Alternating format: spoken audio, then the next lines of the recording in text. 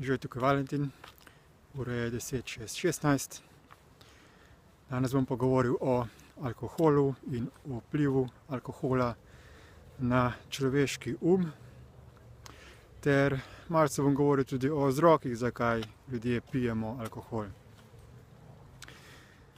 Vemo, da je alkohol zelo jedka snov, uporablja se ga kot čistilno sredstvo za razmaščevanje, za odstranjevanje barv, za redčenje barv.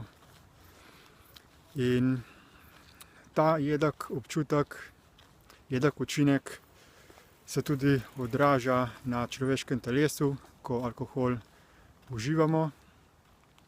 Seveda pa tudi deluje na našo psiho. Ljudje se zatekajo k pitju alkohola zato, ker nekako zatre misli, spravijo nas v neko stanje, ko se ne zavedamo več tega, kaj smo, kje smo, kaj počnemo. In nekako s pomočjo alkohola pobegnemo od sedanjosti, od naših problemov. Na žalost pa je ta učinek ne samo, da je kratkotrajen, ampak tudi ničesar ne spremeni glede realnosti, ker lahko gremo s pomočjo alkohola nekam stran v naš svet, ampak ko se streznemo, zopet pridemo nazaj in zopet se moramo soočiti z vsemi izzivi, ki so nas čakali, preden smo začeli piti alkohol.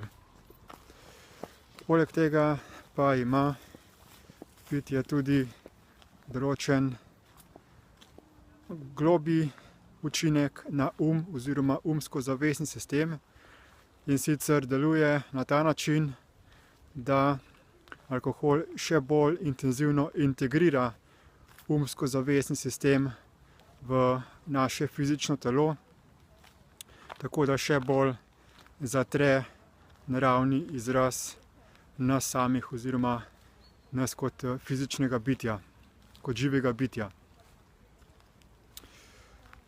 Vsako uživanje alkohola ima dolgoročne posledice, ker več ko alkohola spijemo, bolj se integrira v naše fizično telo in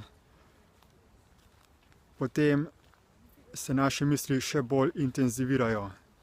So še bolj intenzivne, nas še bolj motijo, kot pa preden smo začeli z pitjem alkohola. Zato je priporočljivo, da vsi tisti, ki se želijo osvoboditi neželenih misli oziroma misli nasploh, ki se želijo osvoboditi ki želijo postati notranje stabilni, prevzeti odgovornost za svoje življenje, da se preneha z pitjem alkohola.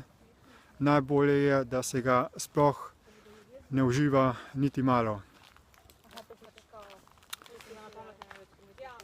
Torej ta nasvet glede alkohola in učinki njega, kako deluje. Tako da vas vabim, da boste upoštevali ta nasvet in da boste lahko svoje življenje izboljšali. Hvala lepa in nasvidenje.